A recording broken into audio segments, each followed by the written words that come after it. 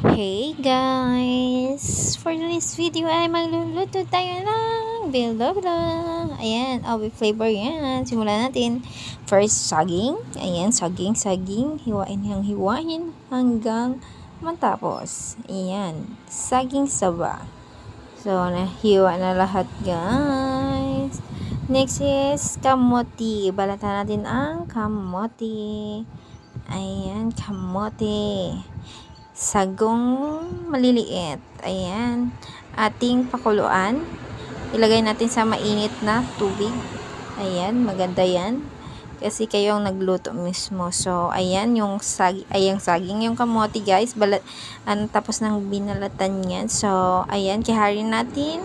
Maliliit. Depende sa inyo guys. Kung gaano kalaki ang gusto nyong paghiwa ng mga sangkap nyo na sa inyo yan guys. So, ayan, tapos na.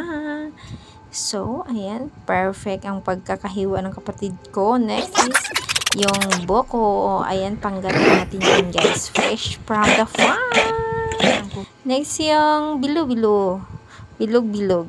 Ayan, ano siya guys, pilit na giniling. Ayan, binilog-bilog natin. So, ayan na yung mga sangkap.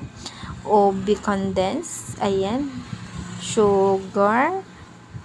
Boko. Lahat. Ayan. Nagano na tayo, nagpakulo. Then, nilagay na natin yung bilog-bilog. So, ayan na. Ang ganda dito guys. Masarap kuwan lang ha. Sabi ko sa'yo, masarap magluto sa kahoy. So, ayan, nilagay na natin yung sugar. Then, next is kamote. Ayan, ilugay lang ng ilugay, guys. So, mix lang tayo dito. Ayan. Shout out pala sa nagluluto dyan. Yung kapatid kong maganda. Ayan, next yung saging. Saging saba. So, imimix nyo lang yan, guys. No, mix lang natin yan para mabilis. And then yung buko na galing sa taas ng syempre fresh from the farm yan yung buko natin. Then ano kayang next? Hula charing sago na purple or ubi. My favorite color, purple. So, imimix lang natin yan guys, lahat ng sangkap. Then, isunod natin yung maliliit na sago, yung white. So, yung white na sago, ayan, nagdidikit-dikit sila guys. So, kailangan natin yung, i-mix mabuti para maghihiwalay-hiwalay. Huwag lang naman kayo ang maghiwalay. Yung sago lang dapat. Chares. So, ayan na. Kumukulo na siya guys. Naamoy nyo na ba yung naamoy ko? Then, ilagay na natin yung malagkit tsaka yung guys. Inisa na lang natin yung malagkit at tsaka yung gata.